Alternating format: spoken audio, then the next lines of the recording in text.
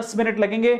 आज के सेशन के बाद मैं चाहूंगा आपकी रात भर में आप अपना 10 मिनट लगा के डीमैट अकाउंट जरूर खुलवा लेना नीचे दिए गए लिंक से। तो चलिए, मेरा पहला इन्वेस्टमेंट मैं कहां करूं, पता है, मैं आपको एक सच्ची बात बताता हूं।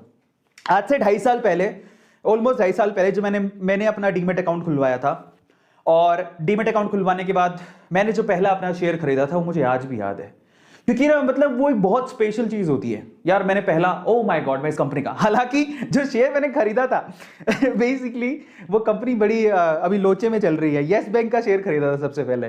तो मैंने, पता नहीं, मुझे इतना मैंने स्टडी किया नहीं, ढंग से देखा नहीं, इसलिए रिसर्च करनी बहुत ज्यादा जरूरी है। अब आपके लिए तो मैं हूं, मेरे लिए कोई नहीं था, मुझे किसी ने बताया, तो मैंने क्या किया, मैंने उसका चार्ट देखा येस बैंक का, तो ना वो 400 रुपए पर पहुंचा हुआ था येस बैंक, और 400 रुपए से वो गिर गिर के 80 रुपए पर आ गया। मैंने कहा यार 80 रुपए पर है, बड़ा सस्ता है यार, 400 रुपए तक पहुंचा हुआ है, किस दिन वापस 400 रुपए पे पहुंच जाए तो बल्ले बल्ले हो जाएगी। मैंने रिसर्च करके अपना दिमाग लगा लिया ठीक है। और येस बैंक अच्छा भी था क्योंकि अकाउंट थे काफी लोगों के, लेकिन ये नहीं पता था कि येस बैंक के साथ प्रॉब्लम्स बहुत सारी चल रही हैं, उसी को हम लोग डिस्कस भी करने वाले हैं कि क्या क्या है। तो मैंने गौर नहीं किया, मुझे पर आज भी याद है कि वो जो जर्नी थी ना बड़ी स्पेशल थी। मैंने येस बैंक का खरीदा था, वो 80 रुपए का शेयर खरीदा था, आज वो 13 रुपए का है ठीक है। तो मैंने घाटा खाया है। तो देखो, गिर पड़ के इंसान सीखता है। तो उस टाइम में फीलिंग आती थी, मैं जब अपने ऑफिस से बाहर निकलता था ना, मैं जहां जॉब करता था, ऑफिस से बाहर निकलता था, मैंने येस बैंक का शेयर खरीद रखा था, तो सामने ना येस बैंक का बैंक था, बैंक। तो देख देख कैसे बड़े ऐसे ऐसे ना फक्र से बोलते थे, ओ देख येस बैंक का मालिक हूं मैं लेकिन ये नहीं पता रातों रात वो कंपनी डूब जाएगी। 80 रुपए से 70 आई, 60 आई, 50 आई, क्या खरीदे उसको, 13 रुपए पर आ गया। अभी 13 रुपए पर आ गया तो घाटा लग गया। अब देखो होता है ना, जनरली ऐसी केस में ना लोग भाग जाते हैं, और इनफैक्ट मैंने अकेले ने शुरू नहीं किया था, मेरे साथ 2-3 लोग और थे, उन्होंने मेरे साथ शुरू किया था, वो येस बैंक का, और किसी ने मुझे रेकमेंड कर दिया था येस बैंक खरीद लो। और वो बंदा जब उसे घाटा दिखने लगा तो वो तो भाग गया, लेकिन मैंने कहा यार मैं नहीं भागूंगा, मैं इस खेल को सीखूंगा। जब इतने बहुत सारे लोग हैं जो पैसा कमा रहे हैं, तो भैया हम क्यों नहीं कमा सकते? प्रॉब्लम क्या है? प्रॉब्लम है सिर्फ रिसर्च करने की। अगर आप ढंग से रिसर्च करोगे तो पैसा कमा लोगे, नहीं ढंग से रिसर्च करोगे और आप ऐसे ही बस आपने पैसे ऐसे फेंक दोगे, फालतू की कंपनीज में लगा दोगे, तो फिर तुम डूब जाओगे। ऐसे ही कुछ हुआ था अनिल अंबानी की जो कंपनी थी, आप देखोगे उनके शायद आरकॉम की बात कर रहा हूं मैं, आरकॉम आप स्टडी कर लेना, मुझे जितना याद है 700 रुपए का शेयर था, जो अब शायद आरकॉम का शेयर कोई 11 रुपए का भी नहीं है। तो नुकसान होता है तब होता है जब कंपनी के फंडामेंटल स्ट्रांग नहीं है। खैर, कंपनी के फंडामेंटल से आपको मतलब इस बात से होना चाहिए कि आपकी रिसर्च है क्या उस कंपनी की। तो आज मैं आपको वो तरीके बताने वाला हूं। तो पहला शेयर बहुत स्पेशल होता है, जब आप ना या तो शेयर खरीदने के बाद फायदा हो रहा है तो आगे बढ़ने की सोचते हो, या फिर पीछे हटने की, लेकिन बहुत स्पेशल फीलिंग होती है ना। तो चलिए आज मैं आपको बताता हूं आपको अपना पहला शेयर कैसे खरीदना है, उसके 7 तरीके बताऊंगा। 7वां तरीका बहुत स्पेशल है, इसलिए फटाफट से आप देखिएगा ध्यान से, ठीक है। लेकिन अगर आपने अभी तक सब्सक्राइब नहीं किया तो चैनल को सब्सक्राइब कर लीजिए, लाइक कर लीजिएगा सेशन को, क्योंकि दिल बड़ा उसी का होता है जो लाइक करता है। पहला टिप देने जा रहा हूं, टिप नंबर 1, टिप टिप बरसा पानी, टिप नंबर 1।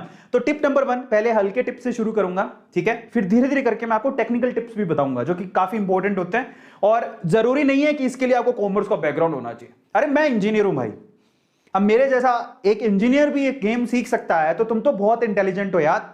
बस ये स्पेशल बात थी कि मैं थोड़ा बनिया फैमिली से हूं, बनिया वीकेंड से, पापा शॉपकीपर है, तो हमको पता है कि लॉस प्रॉफिट ये सब, ये धंधे की चीजें क्या होती हैं। मेरे फादर ने मुझे दुकान में बैठ के सिखाया था, बट मेरे फादर कभी शेयर मार्केट को रेकमेंड नहीं करते थे, वो अभी भी शॉप ही, बस शॉप अपनी बढ़िया है, लेकिन मैं इस गेम को सीखना चाहता था। पहला टिप आपको बताता हूं, टिप नंबर 1 क्या है? Check for companies track record in news. सबसे पहले जिस भी कंपनी को आप सिलेक्ट कर रहे हो ना, आपने उसका ट्रैक रिकॉर्ड चेक कर लो। अब करो, कैसे करोगे? कुछ नहीं है, बड़ा आसान है। आपको क्या करना है मैं आपको बताता हूं। तो आप जाके सबसे पहले ना, आप सिर्फ गूगल पे लिख दो, ठीक है। आपको मैं समझाता हूं कैसे करना है। कंपनी का ट्रैक रिकॉर्ड चेक करो। जैसे मान लो कि मैं अगर उस टाइम पे येस बैंक का खरीद रहा था, अगर मैंने येस बैंक के बारे में रिसर्च कर ली होती तो मुझे पता लग जाता। मैंने रिसर्च ही नहीं करी, मैं बुद्धू था।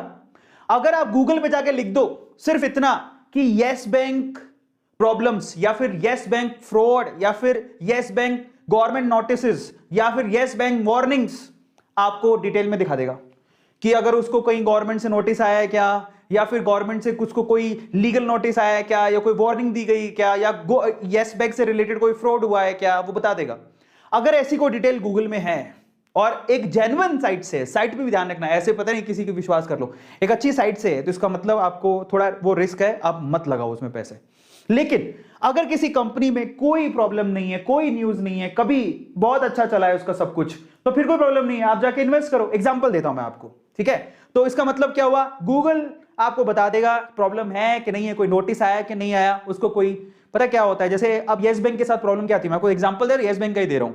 ये बैंक क्यों डूबा, आप गूगल पे जाओगे ना, मैं बताता हूं आपको, येस बैंक ने अनिल अंबानी जी को ही 500 करोड़ का शायद एक लोन दिया हुआ था, 500 करोड़ का लोन दिया हुआ था। अंबानी जी का नाम बहुत अच्छा है, तो अनिल अंबानी जी को मिल गया 500 करोड़ का लोन दिया हुआ। तो वो पूरा का पूरा वो सिर्फ अकेला नहीं, और भी बहुत सारी प्रॉब्लम्स थी, बट काफी बड़े लोन्स इसके बेसिकली बिल्कुल वैनिश हो गए थे। इस वजह से येस बैंक ऑलमोस्ट डूबा। अनिल अंबानी जी कहें कि इनडायरेक्ट बेसिस को लेके डूबे, तो खुद तो डूबे, इसको भी लेके डूबे, ठीक है? लेकिन फिर भी कह रहा हूं, मैं माफी चाहता हूं, मेरे हार्श वर्ड हैं, बट सिर्फ एनालिसिस बता रहा हूं, आप कोई भी ऑफेंड मत होइएगा, मैं माफी चाहता हूं, बट मैं सिर्फ रियलिटी थोड़ी बहुत जो मार्केट से रिलेटेड है वो बता रहा हूं। सो ओवरऑल ऐसा कुछ उनके साथ भी, येस बैंक के साथ भी हुआ था। मैं भी डूबा हूं, ऐसा नहीं है, मैं भी डूब गया था। तो वह 13 रुपए 25 पैसे पर आ गया, जो 400 रुपए का शेयर हुआ करता था। तो वो भाई साहब खुद तो डूबे, येस बैंक को ले भी डूबे। अब ये और आपको पता होना चाहिए, जब येस बैंक के शेयर और ये सब गिरा था, और बहुत सारे बैंकों के साथ होता है, बाहर भीड़ लग जाती है, भैया लाओ लाओ हमारा पैसा लाओ, लोग बैंक से पैसा निकालना शुरू कर देते हैं। हालांकि येस बैंक अभी भी चल रहा है, कोई प्रॉब्लम नहीं है, फंक्शनैलिटी इज गुड। अभी तो बेसिकली उन्होंने क्या किया था, जब ये प्रॉब्लम्स आई थी तो उन्होंने अपना पूरा मैनेजमेंट चेंज किया है येस बैंक ने, और जो नए मैनेजर हैं जो येस बैंक को मैनेज कर रहे हैं, CEO we can say whatever, जो बड़ी पोस्ट पर अभी बैठे हैं, जो उनके लिए डिसीजन ले रहे हैं, उन्होंने बहुत हार्श डिसीजन लिए हैं ताकि बैंक को नुकसान ना हो। तो मेरा विश्वास है, अभी तक भी मैंने रख रखे, मैंने बेचे नहीं है येस बैंक के शेयर, क्योंकि मुझे विश्वास है कि आने वाले समय में अगर मैनेजमेंट अच्छा हुआ तो येस बैंक इंप्रूव कर सकता है, और जब इंप्रूव होगा तो हम लोग उसे बेच सकते हैं। आज भी लोग कहते हैं कि येस बैंक के खरीद के रख लो, और लोग कहते हैं 13 रुपए में खरीद के रख लो, ये कभी ना कभी अच्छा तो करेगा, क्योंकि आज भी येस बैंक है और येस बैंक डूबने वाला नहीं है। प्रॉब्लम सिर्फ मैनेजमेंट को थी और भी वो चेंज हो गया है, लेकिन फिर भी अभी भी रिस्की है, मत लेना, ठीक है? मेरा तो ये रिकमेंडेशन है कि अगर कहीं नोटिस आते हैं, कुछ प्रॉब्लम्स हैं, कुछ कंट्रोवर्सी है, तो मत खरीदो, आप एचडीएफसी की बात करो। क्या एचडीएफसी के साथ कोई ऐसा प्रॉब्लम है?